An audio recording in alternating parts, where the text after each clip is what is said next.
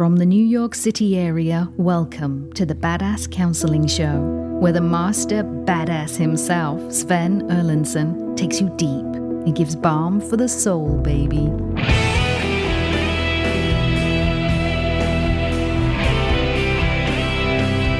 Well, good day to you. It's great to have you here on the Badass Counseling Show.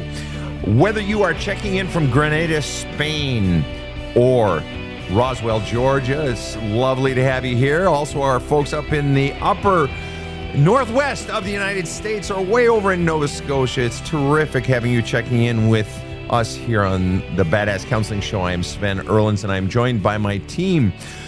I've got KC, who is not in the booth today. She is actually joining us remotely, and she will be speaking. And I've got Rob the Rocket sitting next to me. Rob and KC, what say ye today? I'm going to let KC co-host because I'm a little froggy from a cold. And later on, I will redub whatever I say when I have a normal voice. You got a frog in your throat. That's right. That's right, kids. Hiya. KC, how are you today? Well, it seems like the Badass Counseling Show people are not doing too well today because I fell down the steps this morning. That's funny. What? Well, she's here, so she must be okay. Casey, okay. What's the short version? I got to hear. I tripped over a dog fence into a bathroom wall. Oh, no. Bounced off the doorknob and fell on the floor. Are you okay, Casey? I'm not sure.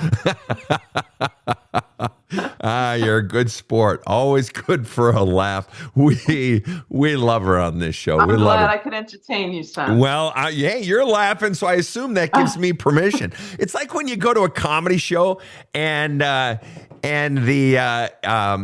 the comedian tells a very, very off-color joke or a very, very risque joke, and you feel guilty laughing. But I'm like, fuck that shit. I'm gonna laugh, man. If he's telling it, it must be okay to laugh. So I'm gonna let her fly. All right. No. So I'm glad you're okay. All right. Well, we have a show to do here today, and I'm actually very excited because I don't know. It always gets. I think it's for all of us. We always get excited when we have male guests on the show. Who are actually serious about healing and serious about changing and growth. Although I will say I always get a little butt twinge, a little excited when I have a guy on the show who doesn't want to change, and so I get to kick his ass a bit. But today we have the good kind, the kind who is emphatic and is serious and seems to have a good heart. Rob, tell us, if you would, about Becker. All right, Sven. Becker wrote in and said, I am a 54-year-old guy. My wife has told me recently that I'm an 8 out of 10 taker, and I agree. We are on the verge of divorcing, and both of us are pretty damaged by our past. I have done some work, journaling, and some therapy, and have read Hole in My Love Cup. My dad left me at 4 or 5, and I was angry at him, and by extension my mom, until probably my late 20s. He passed away, and I didn't go to the funeral, but did visit his grave years later. My mom didn't know how to cope with my anger, and I just stewed and swallowed my feelings for years until it became second nature. I've been emotionally unavailable my whole life, and now it's biting me in the ass with my amazing wife of 10 plus years. I'll continue to journal and write daily with your Badass Wisdom book. I'd like Sven's help to get through my block or blocks. Becker, great to have you on the show. Thanks, Sven. It really is great. I mean that when I say that. It's great to have a man on the show who is looking at his own stuff or self-reflecting to get that's really what it is. It's you're looking at your own self. It's like, man, I don't like this. And it's staring you in the face that I'm sort of hurting someone I really care about. It sounds like you've got a great woman in your life. I do. She is. She's been great for me. I have not been great for her. And we're, she's at that point where she's almost at fuck it. What's the biggest thing you have done to hurt her, either by her reckoning or in your own words? I broke her trust badly. Did you cheat on her? No, I didn't do that, but I did some really inappropriate stuff, and just she's working on that herself. But I broke her trust, 5 or 6 years ago. Understood. And So let's sort of backtrack here then on the information that you sent us. You said, first of all, I want to get one thing out of the way. You say you are presently journaling and writing daily using Badass Wisdom, the book. And you said that you read the book Hole in My Love Cup. When you did Hole in My Love Cup, did you just read it or did you do the journaling in it as well? I read it and did the journaling. Some of the journaling I did, some of the chapters you have to go to the workbook, which we have. Some of them I skipped, some of them I didn't. Okay. I'm going back and going through it again. Good man. And that because that's where the real action happens. That's where you're taking the insights of the book and you're forced to sort of interface, bring in your own life and sort of make a mix. And that's where it's the hardest. You're seeing it in Badass Wisdom, of course, but that's where it's really the hardest. And the ones we skip are usually the ones that we need the most. Okay, good. We got that out of the way. Okay, so then basically you've got this thing with your dad. Dad left at 4 or 5. And very briefly, what were the circumstances of your father leaving?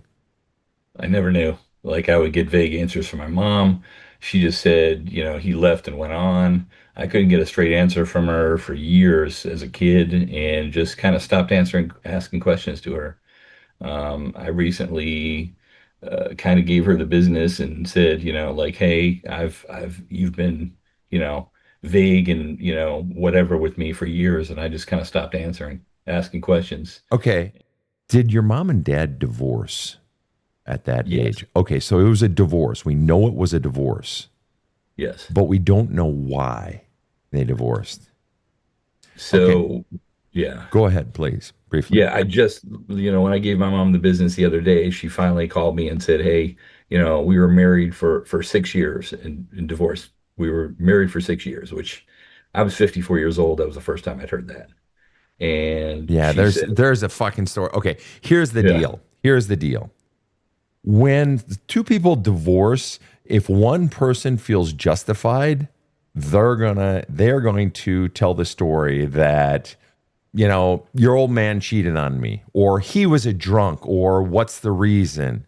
For her to try to shield a child from the story is one thing, but when you would have gotten older, if you had persisted in asking the story, she would have told you the story. Yeah, your old man, he stepped out on me and, I left him or whatever. Her withholding the story means there's a story there that potentially, if I were betting on it, implicates her. Because the fact that she's never said, oh, we divorced, there's a fucking giant story there that I'm willing to bet she doesn't look good in. Otherwise, what does she lose by withholding a story for, it happened when you were 4 or 5, for 50 years? What does she lose by withholding story? If there's nothing there, she loses nothing. Yeah, we got a divorce, no big deal. No, there's something there that potentially makes her look very bad. So, first of all, your language. My dad left me when I was 4 or 5. The mere fact that you say your dad left you, your dad didn't leave you. Even though that's how it felt to that 4 or 5-year-old. Your dad left your mom, or your mom left him. He didn't leave you, but that's how it feels to that child. That my daddy's not here. I love my old man so much. My dad's the best. And it feels like they're leaving me, but he didn't leave you. He probably loved you. But the fucked up thing is there's a fucking story there. Why would she not tell the story? She's fucking hiding something. It's like the guy who's looking at porn in his fucking computer and his wife walks in the room and he shuts down the computer and she says, what are you doing? And he says, oh, I was just typing a document for work. Yeah, then why'd you close your fucking computer? Fuck you. You're lying and you know you're lying. She's lying and she knows she's lying. All of her actions are indicating there's a cover up there, and she's trying to cover up herself. And I'll be very honest with you, and I have no way of knowing. I'm just betting the odds here, based on human behavior. If Vegas were giving me odds, I would put $1,000 on. Hell, I'd put $10,000 on. She drove him away somehow. Why do I say that? Because why is she covering it up? Because there's something fucking there. She looks bad. So you being angry at your dad, nothing wrong with that. The kid was angry. My dad's not here. That's all I know, and it hurts. So your anger, you got to understand her anger is a response to pain. Past pain, present pain, potential future pain, right? And that little boy was angry at dad for hurting me. And that's all that little boy knew. My daddy's not here and it hurts and I'm sad. And children really only know 2 or 3 ways to express emotions till someone teaches them otherwise. Pout, anger, stomp their feet, be sad, cry, and laugh, be happy. Those are about the 3: mad, sad, bad, glad. Mad, sad, glad, really. Yeah. Okay, so then I was angry at him and by extension, my mom. Talk to me about the by extension part. Was it her fault that drove him away? Was it something I did? But back then, was your brain going there? Or No, was your anger just pouring out in every direction and mom happened to be the closest person eating the shit of the boy, of the 8, the 12, the 14-year-old boy? I was just angry at the world and mom happened to be there? Or was it your brain was going, gee, maybe I'm mad at her too and maybe she drove him away? Was your brain thinking out schemes or was it I'm just mad at her by extension? Or talk to me about the by extension part. I was just mad at her because, I grew up without a dad. I didn't have anybody to show me how to throw a baseball, talk to me about girls, nothing. Like I had her and she had a tough childhood herself, doesn't excuse it, but she was not a fountain at all. She was a vending machine mom. And that you had to pump coins in, so to speak, in order to get love out. You had to give in order to get love out of her, you mean? And it was always, report cards or, being good in school. Like, I was good. I was a very compliant kid until, I don't know, probably high school. And then I just was too angry. Wow. And if you were to think back on that and put into words, do your best to put into one sentence what you were most angry about all those years, especially junior high and then high school. If you were to put it into words, into one sentence, what do you think all of your anger boiled down to? Just not having a dad. Okay, so put it in a sentence. I'm mad I don't have a dad, or I'm mad at you, mom, or is it I'm mad at you, dad, for leaving me? Or what do you think the sentence would be? What? I was mad at dad for leaving me. I see. Yeah. I see. And my sister. And your sister. You were mad at your sister. No, I wasn't mad at my sister, but he left us. He left my us. My sister's 4 years younger than me. Mm-hmm. And she never even has a vague memory of him. She actually went to go see him years later. Mm-hmm. But I didn't. And so you and your dad, after he left, had zero contact? Nothing. So he didn't attempt to reach out, anything like that? If he did, and he wrote letters, which is, they were boomers and they did a lot of correspondence, but, I never saw anything or heard anything. Huh. Really makes you wonder what the real story is. It does. And I don't think I'll ever get a straight answer out of my mom. And why do you think that is? If you were to guess, you know your mom as well as anyone. You've known her for 50 years plus. Why do you think she is not a straight answer giver? I think she's just a natural person that conceals and kind of covers up her own emotions, her own feelings. And that got kind of passed to me, I guess. And why do you think she covers up her own emotions or her own? But wait a minute. That doesn't necessarily explain why she doesn't give information regarding this event in you guys' shared past. Why do you think she is concealing and covering up what happened? I ask you that question. You say because she naturally covers up feelings and emotions. Why do you think she's covering up the information here? I don't know. Maybe it looks like maybe she makes herself looks bad. Maybe it makes, as you say, some people will say sometimes her picker was bad. Like, I don't know. Maybe she just is ashamed. I don't know. Okay, so then, and both of those reasons that you gave, picker looks bad, she's ashamed. Both of those reasons are her looking bad. So how she's perceived. Yes, I see. And it's interesting because you had said that you got love only when you put something in, when you achieved something, right? Correct. Well, that also goes to how then she is perceived. and what she gets out of it, and you got to make her look good. Would that be safe to say? Yes. Ah, well, then that would contribute also to why you're angry. Why? Because you only love me if I'm doing something, and that doing something makes you look good. You don't love me for who I am. You love me for what I'm doing, and specifically what I'm doing to make you look good. You're just fucking using me. You don't love me for who I am. And that hurts. It does. And so unless I'm mistaken, do you feel like the woman that you have been with for the last 10 years loves you for what you do for her? Or does she love you for who you are? For who I am. Is that weird for you? It is. Is it hard to trust, hard to believe? Sometimes it is, especially in the beginning it was.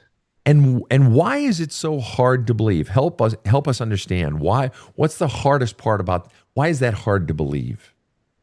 Because I've never been treated that way by my closest person growing up. And so, what does it cause you to think inside when someone is loving you, even though you haven't done anything to quote unquote deserve it? Just feels weird. It really does. It's uncomfortable. But what is your brain thinking when they're loving you, even though you haven't done anything to deserve it? Do I have to keep doing what I'm doing? Do I have to do something different? Why is she showing this? Right. And it's partly I don't trust it. They must want something from me, or it feels good, but what do I need to keep doing or to change or whatever to keep this coming? And when is it going to stop? And when's the hammer going to come down? When are they going to hurt me or pull it away? You can't trust it because it's so disorienting. It's just so different, right? It is. Yeah. And so then, fundamentally, the message, and the reason it's so disorienting, again, is because you got the message that your worth is tied up in what you do. So one of the core beliefs that you got taught by your father by leaving, and not just leaving, but then having no contact after he left, was you don't matter. You just don't matter. You're not important. And so that message gets pressed into the wet cement of the child's soul and it hardens. But Mom also pressed the message in, and the message is you only have worth when you're accomplishing something. You only have worth when you earn worth. In other words, who you really are, just being, doesn't matter. Doesn't matter. You got to earn. You got to pump some coins into the vending machine. You got to pump in 35 cents before you get the pack of Pall Malls. Right. Back in the 70s. Right. So you got to pump something in. In other words, you only have worth if you're doing. So she's confirming the exact same message. So your anger, this is going to fuck you up right here, dude. Your anger is actually the single best thing of your entire life. I know this is going to sound weird. You being angry for 50 years is the greatest sign of life. It is the surest sign of the beauty of who you are and that your soul is alive and thriving. You want to know why? And I know this sounds weird, and that anger has created a lot of destruction in its path. You're admitting that, and I admire you for admitting that. But that inside of the anger, I go back to something I wrote about in my book, and you read it. There's a hole in my love cup. And that is that children shout loudest when feeling heard least. Okay. So a child will get, I'm so mad. And they'll pout and they'll slam doors and they'll stomp their feet.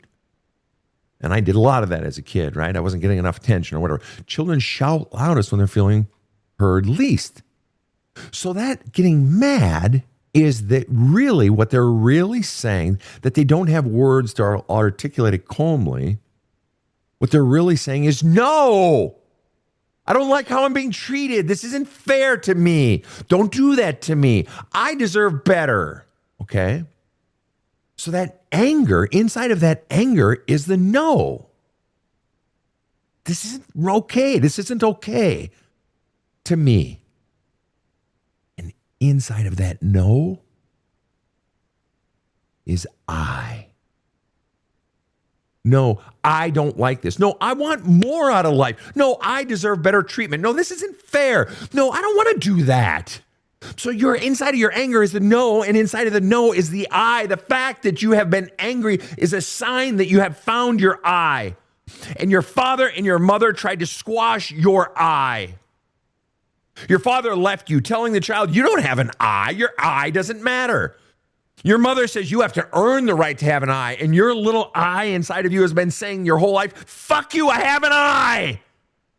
I have an I. Your anger is your greatest blessing.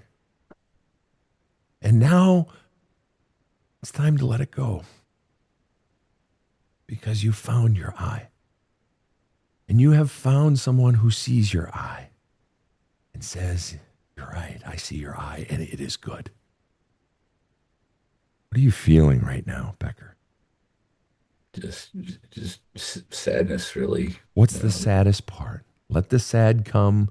Let the tears come. Let the grieving come. It's beautiful, man. It's beautiful. What is the saddest part, brother? That it's just taken me this long to get here, to figure it out, to at least get to the part where I'm starting to figure it out. I mean, I didn't have, I mean, you weren't around, back then, or I mean, you were, but like, I didn't know where to find this kind of help. Yeah. Sad that it's taken me this long. Say more on that. I mean, if I would have had something like this, 20 years ago, maybe I would have, pulled up and, stop being destructive to myself. I've, done a lot of dumb stuff just because I was so angry and couldn't feel anything. Yeah. And the truth is, it's easy to feel like so much of my life has been wasted. And I get that from clients a lot, where they'll say, gosh, I wish I would have worked with you, back when I was 20, saved a lot of life, or I wish I would have realized this. Why didn't I realize this when I was 30? And why didn't I do the work back then? And so forth. And I guess my response is, I understand that. I can understand the lament and the grief and the lost time. I understand that. But what I also say is, first of all, you need to be compassionate for yourself. You of all people know the pain that you had inside back then. Yes, you hadn't encountered my stuff yet, or there are other good folks out there doing good stuff, and in the field of anger and sadness and grief and so forth. But you hadn't, and so you need to forgive 40-year-old Becker and 22-year-old Becker and so forth. And you know everything he had on his plate. You of all people know all that he had stewing inside of him. And you need to reach back to your 30-year-old self and your 14-year-old self and give that kid a big hug. Give him a kiss on the cheek and say, I got you, kid. I'm going to heal you now. Because your 45-year-old self and your 37-year-old self, when you're hugging them, they're whispering in your ear and they're crying and they're saying, I'm sorry. I'm sorry. I'm sorry you had to go through the last 17 years since I was here. I'm sorry I didn't heal, or I wasn't strong enough, or I didn't do the work that you had to go these last 10 years since you were 45. I'm sorry. Because he's apologizing to you because he feels bad. Mate, your 45-year-old self making you go through these last 10 years. He's like, I just wasn't strong enough. I didn't find the resources, and I'm sorry. 30-year-old you is like, fellas, he's saying to both you two, he's saying, I'm sorry about, I didn't fix it for you 25 years ago. And you got to be the one saying, hey, fellas, it's all good. All good. And the truth is, Becker, you and I are about the same age. I'm 58, and you got a woman who loves you. And that's a beautiful thing. You're alive and kicking. You got a lot of life left, man. whether it's 10 years, 20 years, 30 years, 40 years, got a lot of life left. It's easy to look back and say, gosh, I wish, but it's also easy to look forward and say, wow, I can actually finally begin to take these giant rocks. I can feel them falling out of my bag on my back, and the heaviness being gone, and to finally come alive. Even at 54, it can be a glorious thing. A glorious thing. I want to open it up right now to Rob and KC for thoughts on this, because both of them are even older than me. And this idea of coming to terms as we age and seeing anger that we've held or sorrow that we've held and so forth, and new beginnings. Rob, any thoughts? Yeah, I totally identify. And I'm a lot older than Becker. Becker's very fortunate to be enlightened at the age of 54. There's just no doubt about that. Try being 75, almost 76. And yet I'm very grateful for having found out. And the lightness is incredible when you face it and you understand it. So I would only say, Becker, you've got just a ton of life left. So eat your vegetables and exercise, and you'll enjoy it. I promise you. You've personally undergone a lot of unloading of a lot of your own stuff in the last year. You went through a cancer diagnosis. You went through a divorce after many years of marriage. Yeah, my brother died, all that. Brother died. All at once, which forced me to look at everything really intensely. So that, essentially, it was a gift. And how do you not look back and say, gosh, all the time lost? And how does looking forward become a sort of happy or hopeful event? You just have to do it. I was stuck in the, oh my God, why did it take me this long? Just like Becker was thinking, without a doubt. But he's got a lot more runway. So bless you. KC, thoughts? First thing that comes to mind is youth is wasted on the young. It's just like, I think mentally, emotionally, I'm in my best place at 62.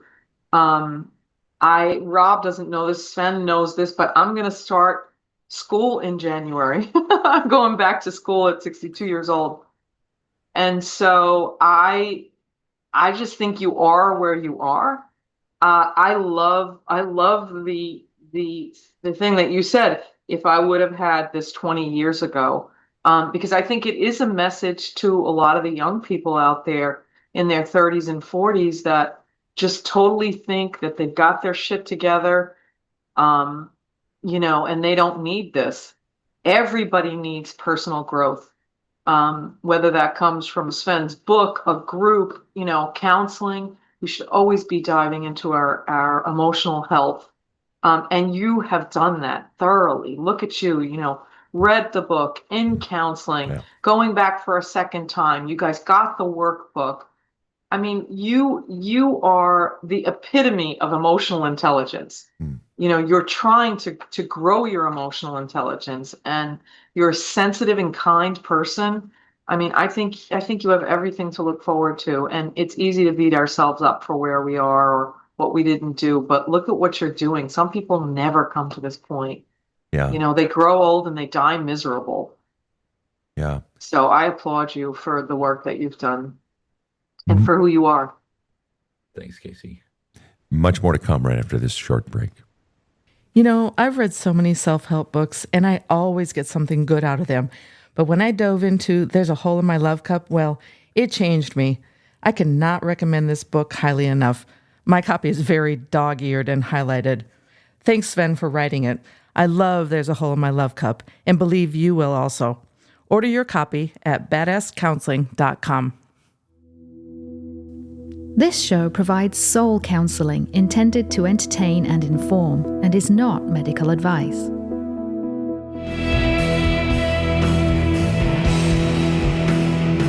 Now, back to the badass. And we are back with Becker, KC, Rob the Rockets. All right, so what I want to know from you, Becker, is if you were to list off the top of your head the top 3 people in your life that presently, as of today, that you still have rocks in the bag on your back, for that you still have a fucking hard on for as far as anger towards? Who are the top 3 people in your life that you still have anger for? Boom, boom, boom. Who are they?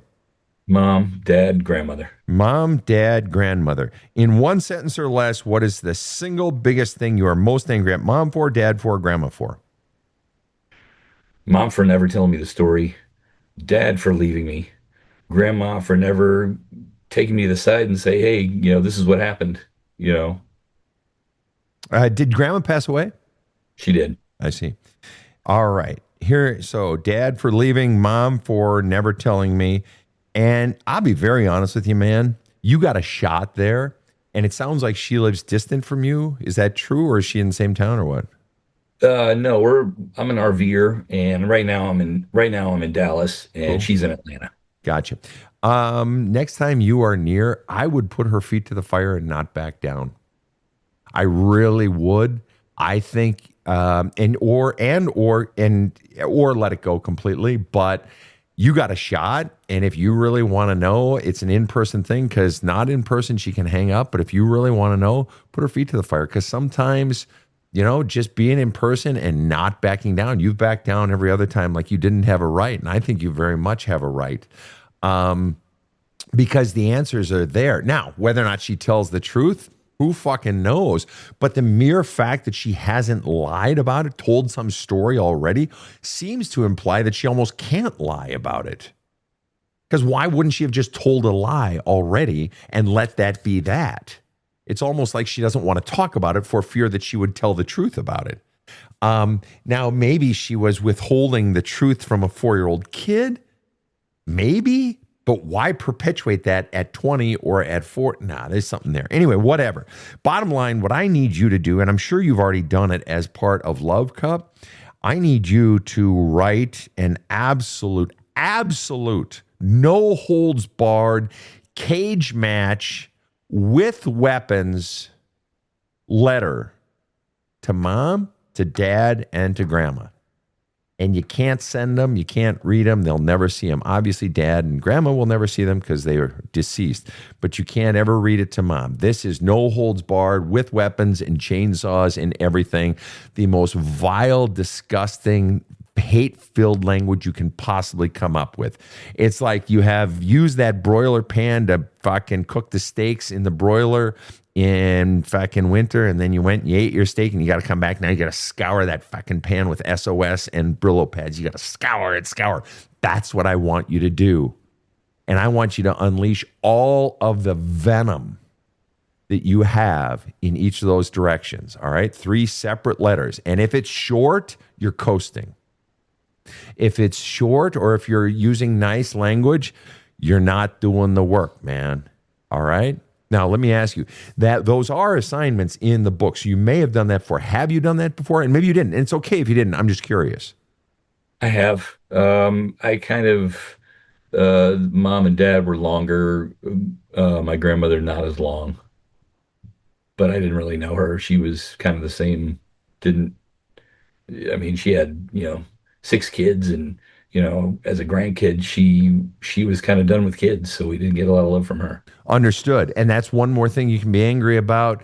Whatever you're angry about, you don't have to feel like, is my anger justified in these letters? Or your feelings don't have to be logical. Feelings and logic aren't the same thing. Your feelings just are your feelings. It's just hard to overcome the guilt. And the guilt, what do you feel guilt over? Help me understand. Because both my mom and my grandmother were good people. Like, they tried their best. Like, it's hard to overcome that. Whoa. Okay. And so you feel guilt. What? What have you done to feel guilty about? I don't understand. Writing a letter, you mean? A mean letter?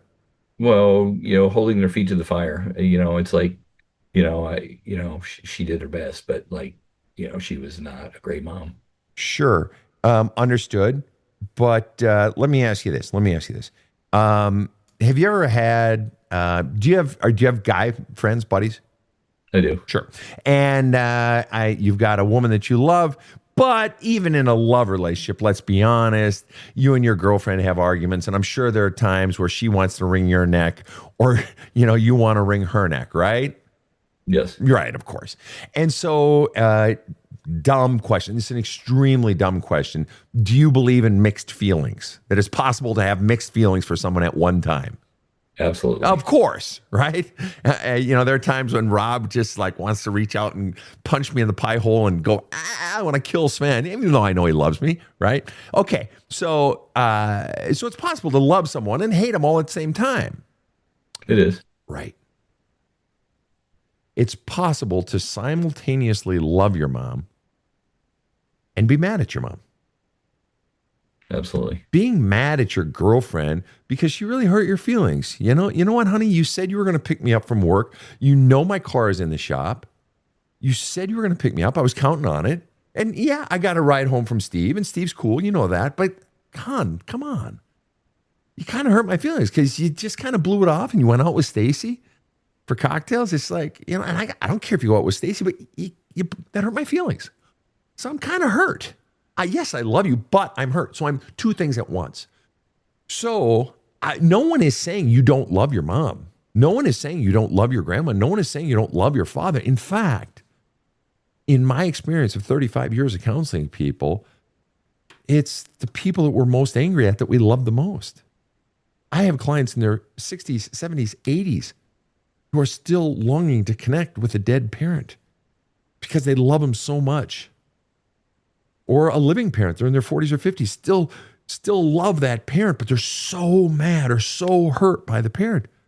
Children love parents more than parents love children. I don't doubt for 1 second you love both your parents and your grandmother. I don't doubt it. Way down deep inside, I don't doubt there is love. But there's so much pain and hurt. And that child, this isn't about you getting out the hatred and the anger for what you did to me, Mom. Would it have killed you to tell me this truth? Would it have killed you to give me a hug and let me cry? My dad died. I lost my dad. Would it have killed you to pull your head out of your ass and maybe worry about my feelings? Would it have killed you to just give me love and some praise and affection and not have to earn it? Okay, this isn't about you healing a 54-year-old. This is about you healing a 7-year-old. This is about you speaking for that 7-year-old because he had to take all of his feelings and put them in a cigar box and wrap it up in duct tape and stick it way down deep deep inside under the bed next to the Christmas sweaters. All of his feelings got stuffed away. Your feelings didn't fucking matter. And you had to stuff them away. And now you're going back at 54 saying, kid, I'm going to open those cigar boxes for you. I'm going to heal you. Because that little kid had every right to have his feelings. That 14-year-old boy, he had every right to have his feelings expressed. So you're going back now, and it doesn't mean you don't love your mom. Nobody's disputing that at all. You don't ever have to confront the living, breathing mother, but yeah, go back and confront that one. In the one that's in your head, the memory one, yeah, you have every right to. And I understand you feel guilt. Write that in the letter too. I feel guilty saying this, Mom, because I feel like I'm a bad boy, but I kind of feel like you made me feel like a bad boy because I feel like a good mom would say, you don't have to feel bad about being mad at me. You have every right to be mad at me. I blew it. You've maybe heard me say on the show that when we were in our 20s in my home, each of my parents came to us 6 kids and said, here's how I think I screwed up. I'm sorry. I did this, this, and this. I let you down on this, this, this, and this. I'm sorry. And if there's any other stuff, please tell me where I've let you down. That's what a good parent does. They atone. They atone. And your mother has never atoned for what she did and for what she didn't do. Has she? She said a few times that, she made a lot of mistakes raising us. Which is nice. Yes. Which is nice. But still, to really actually feel what you did and to atone. Well, if you're fucking atoning, how about telling me the truth? How about we start there?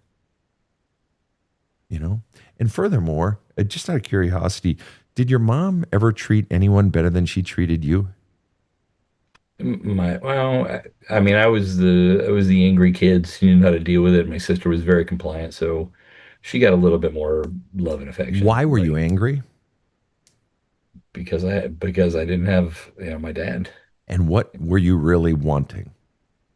I wanted a dad and care, love. Yeah, but you were wanting a mom too, Because was. you said she was a vending machine mom, as I talk about in some of my videos. You had a vending machine mom. You had to put something in before you got love out. You were wanting the waterfall where you just get love. That doesn't mean you aren't scolded when you screw up, and that didn't mean you don't have chores. It just means the love is constant, but you had to earn love. You wanted a mom who gave love. Gave. Not where you had to purchase it. Right? Yeah, correct. Right. You just wanted love. Yeah, just like all kids. Just like all kids. You just wanted love, man.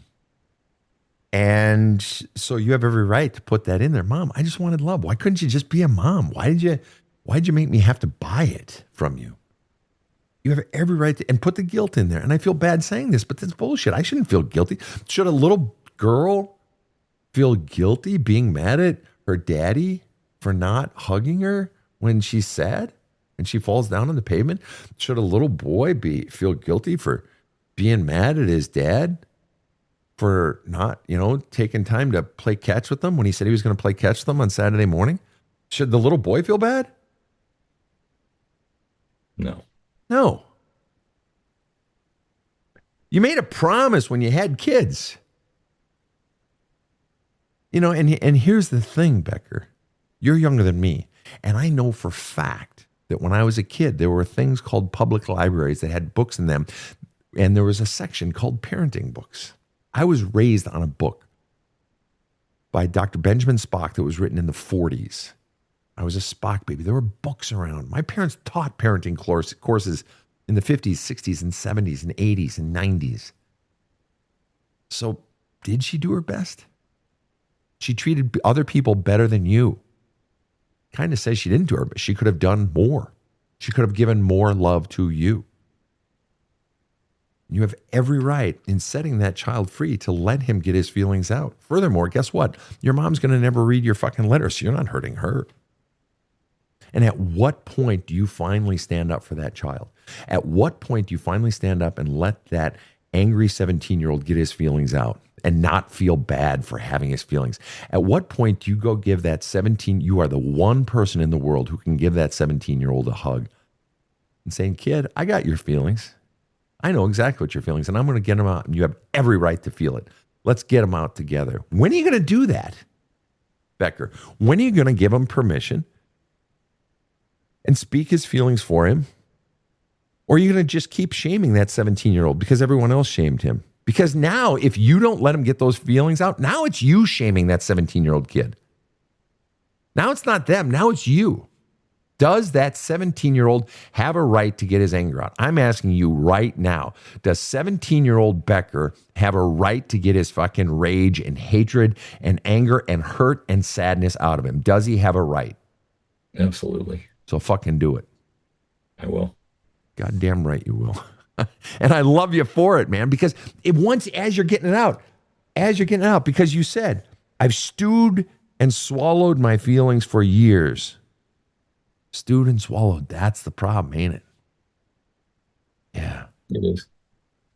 It's just hard to be emotional. Well, I want you to change that language. Let's change that language just a little bit. In the past, it's been hard to be emotional. But let's be really honest. It's not hard for you to be angry. That's the one thing you've been good at, isn't it?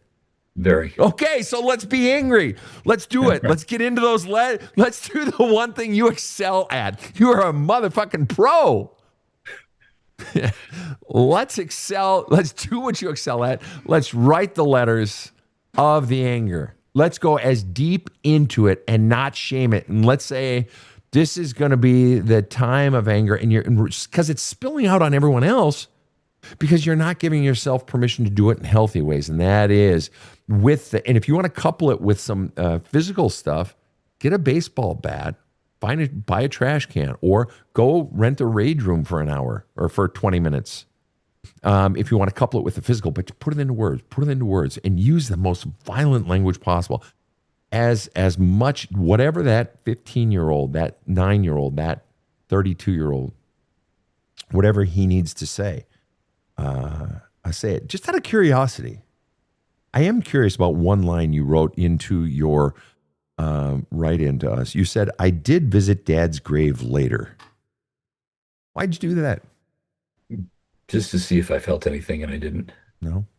Just stood there. It was kind of a rainy day, and just kind of stood there for a minute.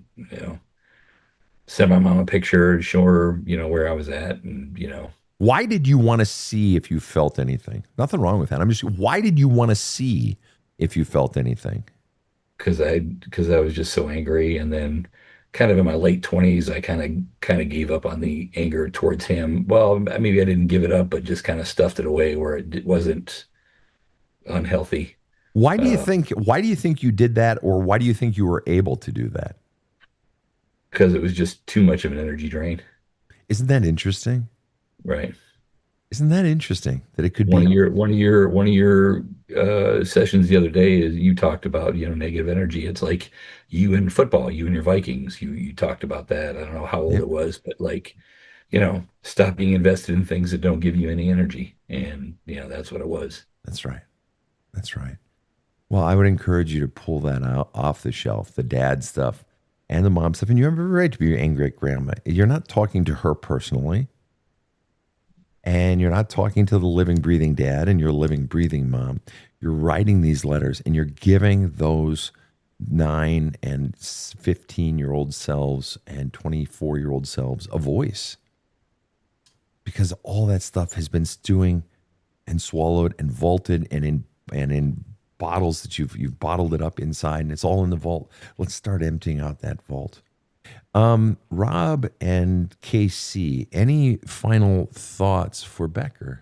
I think his story triggered my story a little because I started to cry there when you were talking to him about having mixed feelings, because I struggle with my own feelings. Here I go. It's all right. With my own mom, who was a wonderful mother in so many ways, and just an awful mother in others. She looked to protect the children that she saw as the weaker children, which was my eldest sister, at the expense of her other children. Give to that one because she has life so hard and so difficult, and you guys can carry her burden. And so as a mother, I struggle with my feelings because I can understand, and I have to stop myself constantly from asking one child to protect the other child, because it's not their job. It's not my job to tell them who they should and should not be protecting. If one of my children wants to protect the other, then that's them. They need to make that choice. I don't need to ask them to do that. And so for a lot of so when you were saying that you feel bad to confront them, I actually for the first time thought about myself actually really confronting my mom. Like, I've written my mom letters and stuff, but And your mom's deceased, right, my Casey? mom has been dead since 2001. And I only ever realized that I was carrying burdens for my siblings because my mom asked me to around 8 years ago, when I started to read some of your books. You hadn't written Love Cup yet, but I had read some previous books that gave me an awareness that my mom did do some things against me, and I was carrying the burden for people that I shouldn't have my whole life. How did you give yourself permission to be mad at your mom, Casey? I think it was when I realized instead of, because I automatically look to defend people no matter what they do to me. And I think just hearing about the work, hearing other people's issues, and just learning that it was okay to allow the feelings, like you say all the time, to come into the train station. I was fearful of doing that they were just feelings. I could acknowledge them and feel them and let them go out of the train station. They weren't hurting anyone. They were only hurting me by holding them inside. Can you identify with that, Becker? I can. There's, like I said, I've gone through a little bit of therapy plus done other programs and counseling and stuff like that. So I get it. You have to identify it, write it out, let it go so it doesn't give you any power. And the way we let it go is by keep writing it out. Keep writing, because then you don't have to force the letting out or the letting go. Just keep writing, keep journaling, and you get as violent in your writing as possible. And words like hate and rage and fuck you and all of that stuff. Don't hold back the language. It's very important.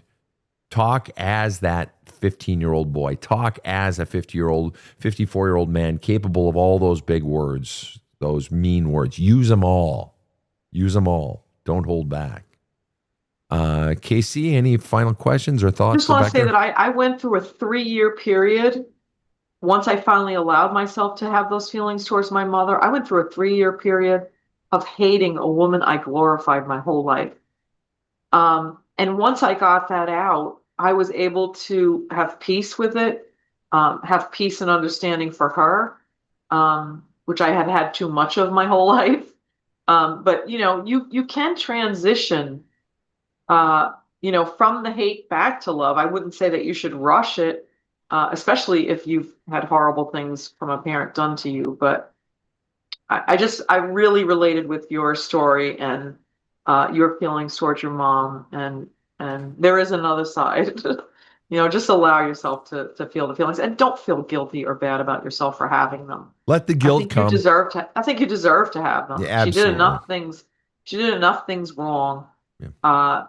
That you should be able to have those feelings. That's right. And you were a child. You were a kid. You were just doing your best. You just wanted love. You were a child. You wouldn't blame a child nowadays for just wanting love. I mean, you were a kid. Any final questions, Becker? No, I got to go back and do it for the second time and really take my time journaling. Yeah. And write those letters. Yeah. And what you're going to find is that your momentum is going to increase. It's going to get easier because now you have some more clarity on just what needs to be done. And you're finally giving yourself permission to do, in a way, the thing you've wanted to do your whole life. And that's rage on the people you want to rage on and just get it out of your system once and for all. That's what my mom used to say. She raised 5 boys and 1 daughter who could be salty herself. And she would say, get it out of your system. Get it out of your system. Because once it's out of our system, it's, out of our system. What are you feeling? Give me a feeling word, Becker. Give me a feeling word or two. Relieved that I don't have to feel guilt. Still angry that I'm, having to go through this and talk to my kid self. Mm-hmm. And how about one more feeling? Relieved, angry, and give me one more. What else are you feeling? Overloaded in my head. Yep. All right. Just for the amount of thoughts and emotions I've got to put out, and it's overwhelming sometimes. It is. And that's why God made pen and paper.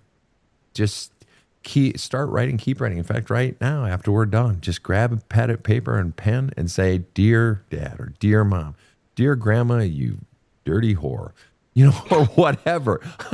I mean it.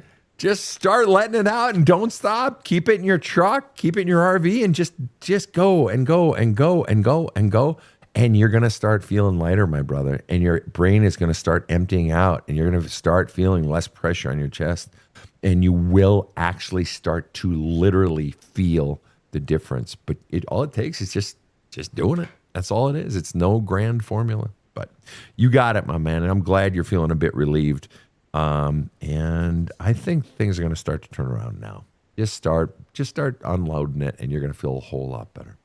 Thank you so much for coming on this show, Becker. Thank you so much. Rob, did you have something you wanted to say? I did. I'm reminded of the old adage, the opposite of love isn't hate, it's indifference. And speaking from myself, that's what I experienced. And whether you were treated with indifference or actually mistreated, the result is the same. You didn't feel the love. And that's where you have to start the healing. That's right. That's right. Amen. And so, Becker, you are awesome. Thank you for coming on this show. Thanks for having me, Sven. I really appreciate it. Appreciate having a self-reflective man. Always a pleasure. Always a pleasure. I know I speak on behalf of my team, Rob the Rocket, Casey, not in the booth, and on behalf of all of our listeners around the world, and extending a thank you to you. And to all of our listeners, I say a happy, a hearty, and an in-your-face, have a kick-ass day. Slay your demons. The Badass Counseling Show is strictly copyrighted. No copies may be made without the express written consent of the Badass Counseling Show, LLC. The Badass Counseling Show is produced by Karen Camparelli and Robert H. Friedman. Executive producer Sven Erlandson. Original music by two-time Emmy Award-winning composer Trevor Morris. Have a kick-ass day.